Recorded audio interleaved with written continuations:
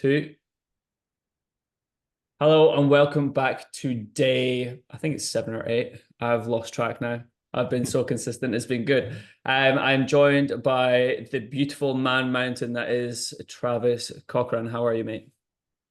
Oof, the man mountain. I love that. I'm fantastic, Lewis. Thank you, bro. And feeling really excited to be able to help not only yourself but anyone listening to this. Amazing. Again, thank you so much for donating your time, especially on a Saturday, which is what we're recording on. So, well, the day that we're recording on. All right, let's just get into it. First question. In its simplest form, what do you do for a living? In the simplest form, bro, I help rewire mind, body, and soul. But at the core of it, it's helping rewire shadows. So, for anyone that might not know what shadows are, it's the subconscious or unconscious programs that hold us back in life. The reason I do that is because as a young man, I was with the Broncos at a young age, so a professional sports team. But because of my mental health issues, my limiting beliefs, unconscious programs, I quit. I gave up a huge opportunity. So, I would hate to think that anyone else would ever do that because I'd hate to think we miss out on the next, Ronaldo or something like that because of their mental health issues or whether it's anxiety, depression, etc. So yeah, man, I basically help people coach that and rewire the patterns that hold them back in life. Amazing, mate. It sounds like such rewarding work and difficult work, especially when targeting, is it mainly young men that your Well, demographic is? funnily enough, it's actually like my demographic goes from say like 18 to 60. Okay. Now, I've helped clients that are, 15 years old to 25 years old to 42 years old, and whether they're business owners, athletes, single mums, it seems to be for everyone, which is really cool.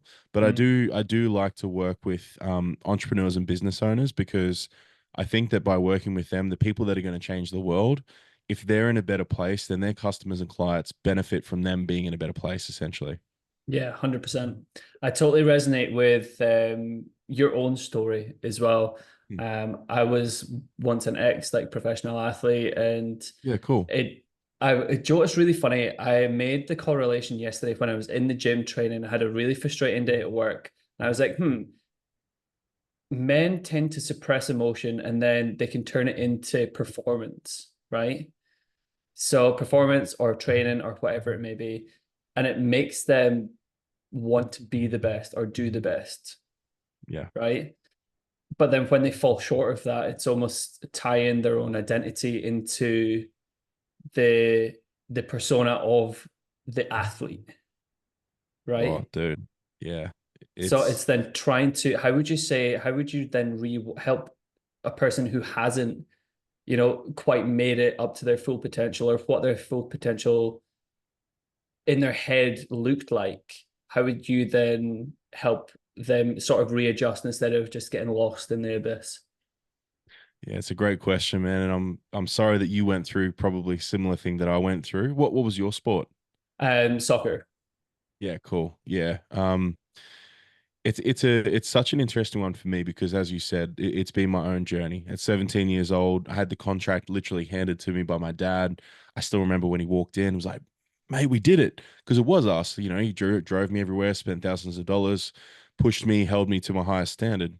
And I turned it down, and it was a brutal night that I'll never forget. But at the same time, I'm so grateful that that young 17-year-old self made that decision because the path I've been on now of, destroying my life and overcoming identity crisis, it's led me to now being able to help others do that.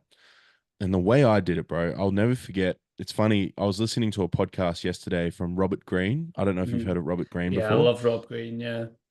And he's talking to Hubes about how to find your purpose in life, the passion. And it's similar to kind of how I help people do it as well. And it's like I ask that question of what fucking lights you up? What gives you energy? What is the thing that when you're doing it, time stops existing and just start doing that thing? And it might be you work at like I did, I worked at my local IGA. I went from football superstar to working at a local little country town IGA, which obviously you can imagine comparison. I'm a piece of shit. I'm not worthy as a man, blah, blah, blah. Yeah. But dude, eventually I found a job working at Rebel Sport, which I really enjoyed because it was on the path of what I eventually, now that I'm doing, without knowing, it was helping people. But Yeah. it was talking, it was around sport. So I thought, well, it's close enough to what I like and love. Maybe I'll just keep doing it. And eventually what unfolded was the blueprint to what I was supposed to do at a soul level, which is Yeah. what I'm doing now.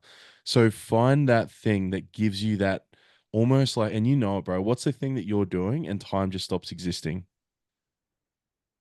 Honestly, this having meaningful conversations with Yep. different people, like we've only had a couple of interactions before, and it's not like an awkward thing for me.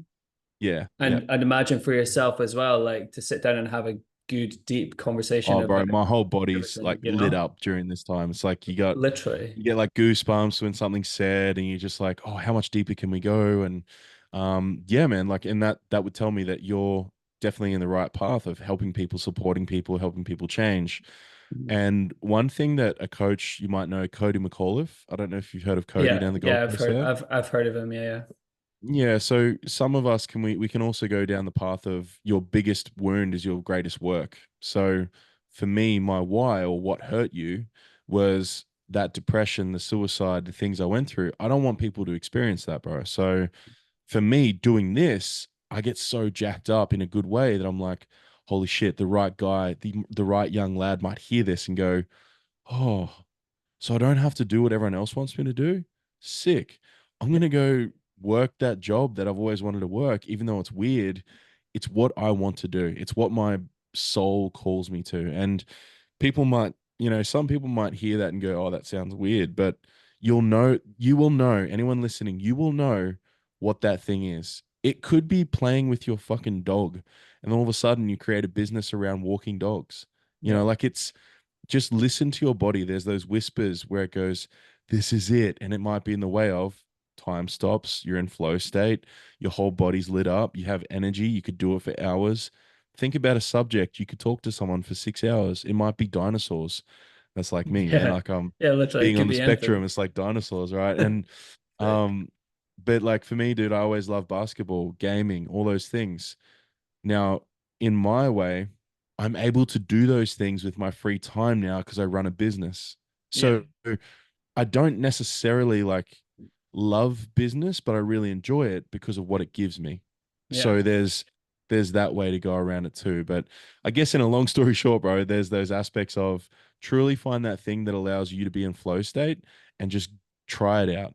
And then you yeah, will eventually just you'll be going down this highway of you and you'll have these little divergents off to the side and you're like, oh, this seems all right. Oh no, this is shit. Come back to the highway.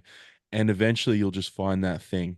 And the thing that I coined, and I know I did because I haven't seen this ever before, is what we just talked about before. Fast action ignites learning. yeah. Fail. If you want to find out what it is that you are meant to be doing, just fail a shitload of times like I did, and you will eventually just find the thing. 100%. I mean, it's the fear of rejection as well. Whenever you fail, right, that people really have to try and get over, and it's difficult. And I've been there, and I'm sure you've been there as well, is trying so many different things and not like with it to your body, to your core, feeling misaligned, and then Mm. having the strength to then step away from that when it might have created some sort of stability in your life, especially financially. That's why people get stuck in the same job and that they hate for so long because they actually love dog walking and they Yeah. don't want to like be unstable and then jump straight into a business. It's trying to step away from that, right? So what would your like best bit of advice would be if someone was stuck in a job, let's say like a 9 to 5, but their passion was either coaching or starting a business, what would your first bit of advice be? Yeah, beautiful, bro. And just touching on what you said, that fear of rejection or fear of it not working out, those sort of things. And I think understanding it at a human level, people need to realize that that is actually kicking in anxiety, right? So anxiety, I am now labeled as the anxiety coach because that's my greatest wound. Now, it's so multifaceted. I just wanted to label it as anxiety because that is what most people struggle with, right? But at the core of that, my main thing is shadow work. And what people need to realize is that say fear of rejection, for example, that actually kicks in the human survival instinct. So the amygdala, which is responsible for the fear reaction or response, kicks in because when we were cavemen, if you were ejected from the cave, you had to go out and fight T-Rex and shit by yourself, right? So that's terrifying. So that is still in us to this day, and we haven't figured that out. So when you get the tense muscles, the sweating, the shallow breathing, all these things from the fight or flight sympathetic state, it's being kicked in because your brain thinks you're going to be kicked out of the cave. Now that Mhm. fear of rejection can start in school where it's like you wear shit shoes and people pick on you and then they tease you and then you're like, oh well, I'm going to avoid situations, social situations because I get picked on, which equals fear, right?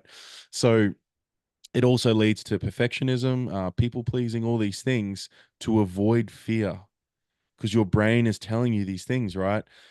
Now, without going too scientific with it, going too deep, essentially you get to rewire, and this is why I call my stuff rewire. Your brain is neuroplastic. Like neuroplasticity, you can mold it to how you want it. People don't realize this, Lewis, is like us going to the gym, like I'm about to. I get to tear these muscles and recoup them and recover them with protein and rest to make them bigger and stronger. You can Yeah. do the same with your brain. You can do the same by going out and testing yourself against some rejection. So just it, and people probably don't want to hear this, but like reps for brain neuroplasticity rewiring, just like reps in the gym, is how you move forward. You know, like I couldn't talk to my best mate when I was younger. I was that fucking shy, Lewis. I now have a top podcast in Australia and speak on stage in front of hundreds of people. Mhm. That should not make any sense. But because I've spent the time to Yeah. go towards the shit that scares me, I've rewired my brain to believe that it's not scary, that it's not dangerous, that I'm not being kicked out of the fucking cave and I'm Mhm. going to be okay. So now anxiety for me doesn't really exist. It has to be a really big, scary thing for me to Yeah. get any sort of that response I used to get as a kid. But when I first started getting anxiety, bro, it could be me. I'll never forget the one thing that scared the shit out of me at school was being those morning like meetings where the teachers are up front and all the kids are sitting on this concrete and blah blah blah. Dude, I used to get anxious thinking that people were looking at my back and if I was sweating. Like That's that's how bad crazy, my isn't it? anxiety was, right? Mm. My anxiety was so bad. I remember when this group came to school that does dancing and one of the girls grabbed me and pulled me up and I wasn't great at dancing at a young age. And I remember all the boys when I sat back down, they're like, Trav can't dance. Because I was good at everything else. I was good at sport, running, I was the school captain, all that shit. So as Mhm. soon as they found a chink in my armor, everyone was like, you're shit. So that created this other bit of anxiety of like, oh, damn, what if I'm not good at everything? And then I get picked on and bullied because I'm not good at something. So Yeah. then another bit of anxiety kicks in. So dude, the things I've had to overcome are wild. So I can imagine anyone listening, you might sit there going, oh, it's easy for you to say you're the technician. I wasn't that motherfucker for most of my life. Yeah. Like, it's only happened in the last 3.5 years that I've truly gone all in to create that. Anyone can do it, but it is coming back to the old state of how can you rewire your brain to believe that you're not in danger around these things that currently scare you by Mhm. consistently failing and going towards them to build your capacity to handle more. And that's pretty much it. Yeah. That's amazing. I mean, handling rejection is very difficult for a lot of people. And you're totally right in saying the more reps you do, the better you're gonna get at it for one, and the less you're gonna care about if you get rejected or not. I always like when it comes to rejection, I always sort of tie it back to when a girl likes a guy or a guy likes a girl, sorry, and they're too scared to go up to the girl and been like, Mm. hey, just start a conversation, just say hi, ask what they're reading or ask for the time, something innocuous. And one of the good things that I've tried myself, because I was sort of similar to yourself growing up, and one thing that I started doing maybe 2 years ago was just asking the barista how her day was, how their day was, and just trying to create a conversation through that. I've been pretty good at conversating with random people and strange people, but as well strangers. But yeah, just literally start small and then work your way up. I just wanted to circle back to what you said at the start of that, and you mentioned shadow work. So for a lot of people that aren't maybe in the personal development space, what can you just describe what shadow work actually is? Yeah, bro. So it's a term coined by Carl Jung in the 1950s, a Swiss psychologist, and in a really basic form, it's essentially the positive and negative parts of ourselves we suppress in the darkness. So you've probably seen that iceberg analogy before, where it's like there's the water and 10% above it is the iceberg that you see, which is the conscious mind. But then 90% of the shit that actually controls you is beneath the surface. And right down the bottom is the shadows. They're the traumas, the wounds, the suppressed parts of ourselves. One of the best things I heard was Teal Swan. No, is that her name? Teal Swan? Anyway, she said the best way to explain it is like when you're born, it's like your parents are given a laptop. And on that laptop, they decide that your programming is going to be Windows XP, but you were born as a Windows 2000 or something like that, right? So, Yeah. but they decide that no, Johnny is not allowed to show anger. That is bad. So they decide this programming, but deep down, it's like, fuck, but I want to express. And we're told anger is a bad thing. I think anger is a beautiful thing, bro. One of the big things I teach a lot of my men is become monsters with your mate. I mean, mate with your monsters, because once you do, those monsters no longer control you. They stand side by side, and you can use those monsters as passion, drive, energy, guardianship over the women that, look to you as a protector and a provider in your life, like your sister, your mother, your daughter, your girlfriend, wife, whatever. So that shadow of anger is bad. Oh, I'm not an angry guy. How many fucking times do you hear that? How many Oh times do you God. hear a guy go, "Oh, I'm not an angry guy"? It's It's like, always well, the I know angry I need to guys work that with you. say that. Yeah. They're the ones that drink 2 beers and go and try to fight everyone, right? Because they've got Literally. all that repressed anger towards dad or something that happened when they were younger. And it's like, well, that's a shadow that comes out when the prefrontal cortex is peeled back by the alcohol. So it's these things that, again, they hide away and they try to come up, and you're like, whoa, whoa, whoa, whoa, take it easy. Sit back down in your corner, bitch. Mm, Because that shadow really is part of you. And when you love it, when you show it some light and just take that torch out and go, oh, I see you, I understand you, you are me, I love you. It doesn't any longer try to control you or leak out in those moments where you don't mm, want it to, like. But again, it's not always the bad shit. It could be. I remember this example. You might have had a really good talent as a kid to sing, but one day you were singing and mum said, "Oh, cut that shit out." And you went, okay, let me just tuck that away and I'll forget that I'm a good singer. And but then that anxiety through your life comes up every time you hear this song, these words, you hear someone else sing and you hate them, they trigger you. You're like, why do I hate this person so much? yeah. Because you are that person. There's part of you that is that. Part of you wants to stand up and sing just like they're doing. And that's why I trigger so many people, bro. I went to a wedding last weekend, and it's friends that I hadn't seen for a while. And I remember at the end of the night, one night, everyone was pretty drunk. I was pretty good. Like I'd stopped drinking a while before that. So I was around a lot of drunk people speaking true words, right? Yeah. And I copped a few things where it was like, oh yeah, man, I just thought it was weird when you started talking about Jesus and then like, oh, I just thought like you're not qualified for this. Like, how can you be speaking about this? Or when you started talking about these things, it really triggered me. But then I understood it and I was like, yeah, cool. Well, this is what I'm meant to do. Like, I'm glad you feel uncomfortable because I know that means that you're on the path to potentially finding out what's holding you back in life. And Yeah. one of the boys said that. He said, bro, it just pissed me off because I have such bad anxiety and I know you did, but now you don't, and it frustrates me. I say, good. Yeah. Like Good. I'm happy I pissed you off because now you're asking me about how to help with it, aren't you? He's like, Yeah. oh, you're right. So I in the beginning it really hurt me because I didn't like people not liking me. I used to Mm, think, fear of rejection. I used to people please. I wouldn't say what I wanted to say. I wouldn't speak my truth. I would fit in with everyone. Now I'm just like, fuck that. I will say what I need to say, not because I'm a prick, but because I know when I do, if I trigger the people the right way, they'll eventually get the help they need. yeah.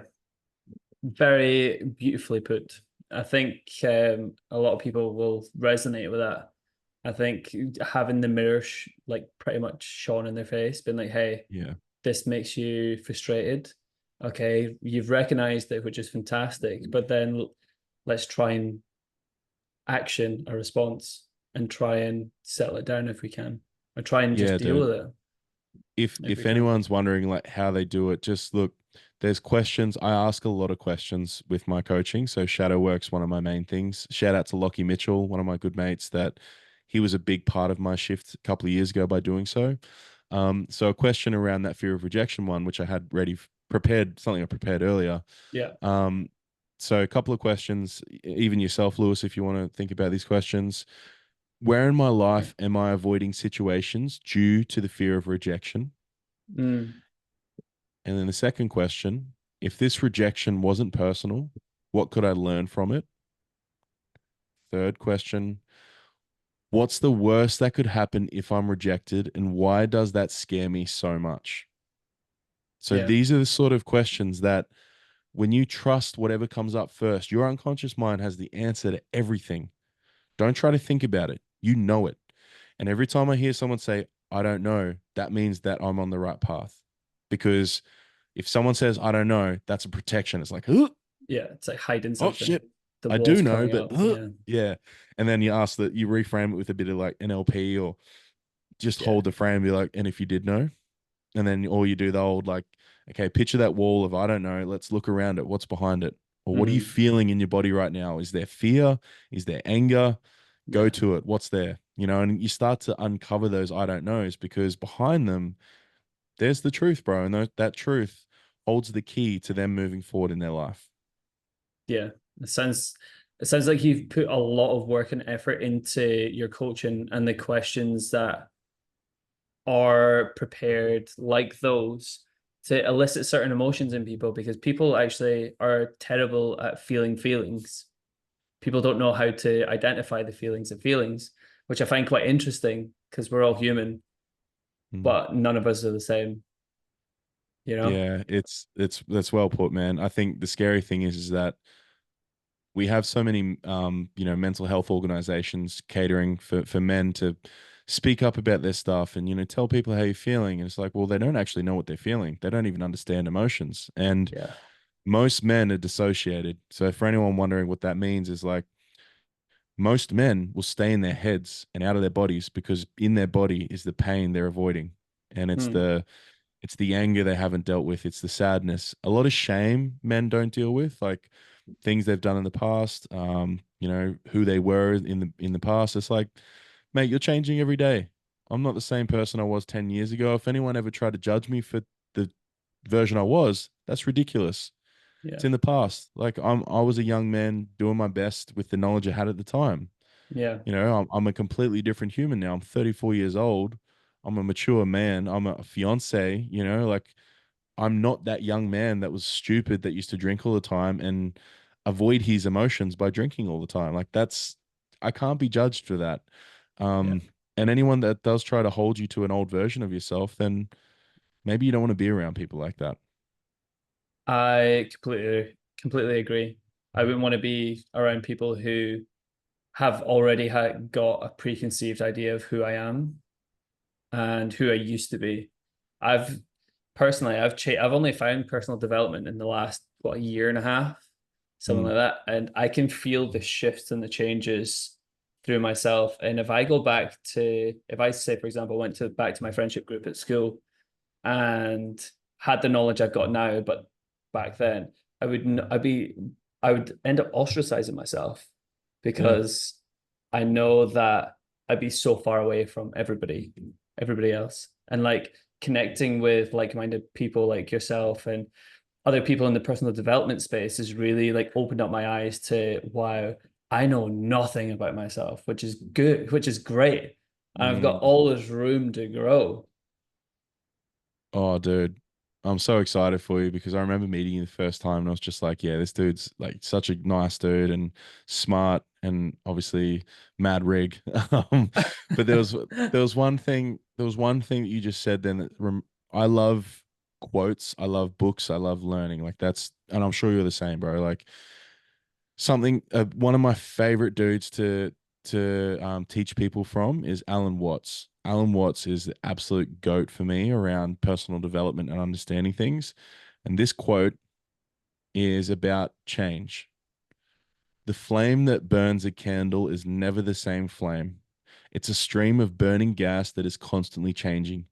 The flame is always changing, yet it appears constant. So it is with life. Everything is in a constant state of change, yet we often perceive it as being static or permanent. Fuck. You So can't true. you Oh can't my sit there and gosh. say anything's ever the same. We are changing now. We Again, are. we Oh just my changed. God. Every second, every fucking second we are changing. So like we just got older by a second, and it just for anyone to hold on to a version of themselves or people around them or Mm, those cheesy sayings you might hear someone say, oh, once a cheater always a cheater. Well, thanks for dooming that person to a forever life of shame and never being able to change, or look, there are some straight up just evil people too. I will say that some people can't change in the way that they stay because they're staying. They don't, someone hasn't given them belief that they can change from who they were. And mm, let's say for a prisoner, right? These prisoners that just get chucked in jail constantly over and over. Oh, you're just a fucking scumbag. Blah, blah, blah. Well, have you ever actually spoken to them and why they do what they do? Have you ever asked them why they're so angry and why they keep fighting people when they're out? Like yeah. maybe if you got to the core of that, they might stop doing that. But Yeah. we don't spend time asking those questions or doing those sort of things. No, it's like repression almost. Emotional repression for Yeah, dude. I see it quite often in younger men. Younger men, I think a lot of suppressed emotion and a lot of anxiety at the moment, Oh, bro. Yeah, which the is anxiety's which wild. is wild. So but yeah, I've got one last question for you. All right. Sure. So as a coach yourself, do you feel like it's difficult to live up to your online persona but in private? Nah, I'm very much who I am at all times. I think that's what makes me so like this doesn't cause me anxiety, bro, because I am the person I am behind the screen and off screen. And, when I'm on socials, that's just who I am. In the beginning, I found it hard. I definitely found it hard in the beginning because I thought you had to be a certain way and that Mm, coaches weren't allowed to drink or do this or whatever. And now I'm just like, fuck that. Like, I'll just own that. And, I swear, as you could probably tell, I didn't yeah, even ask you if you can swear on this or not, but it's fine. um, You're good, I'm bro. genuinely just me. I'm me wherever I go, bro. So it's so exciting to just be me because then when I meet someone out, they don't do the old, oh, you're not, oh, why are you drinking? Aren't you like a fucking coach or something? Like they know Trav, the technician, eats KFC, does these things. Like I don't have to hide that shit or about who I am, like Yeah, I never want to be perceived as perfect. I never want to be perceived as a certain way because if anything, I'm a massive rebel. I don't think like I remember someone the other day triggered me a little bit. I've just teamed up in a collaboration with an epic business concept, which will be happening next year. And mm, he asked me for a professional photo. I wanted to say, bro, I'm not like just fucking whatever I've given you. That's me. But then I was yeah, like, oh, look, I got to understand also. Yes, I don't give a fuck what people think, but I also got to have respect for other people's views of the world too. So yeah, it's like if I'm going to be in a professional environment with like CEOs and things like that, all right, I'll give you a semi-professional photo of me with my yeah. podcast gear and things like that. And I've got those headshots, right? But even when I do my corporate gigs now, when I do a anxiety workshop at a corporate place, I still rock up in my tee with the technician shirt on it, my Jordans, my cap. I'm not going to rock up in a suit or some shit. And I love wearing suits, but it's just whatever I want to do, I will do without hurting Yeah. other people. Sounds amazing, mate. You're so authentic to your core and so integral to who you are. So it's very admirable and Thank you, bro. yeah, very inspiring. So, all right, we're going to wrap it up there. Thank you so much for your time. I think this has been an epic episodes. People are It's going to learn how so did much, half an hour just bro. go Like, by? That's it wild. Thank you. literally, I feel like both of us are just like locked in. This is that flow state, man. This is Fuck that flow yeah. state. So good. All right. Thank you so much for your time, bro. I appreciate you. Cheers, Lewis. Thank you, bro. Thank you.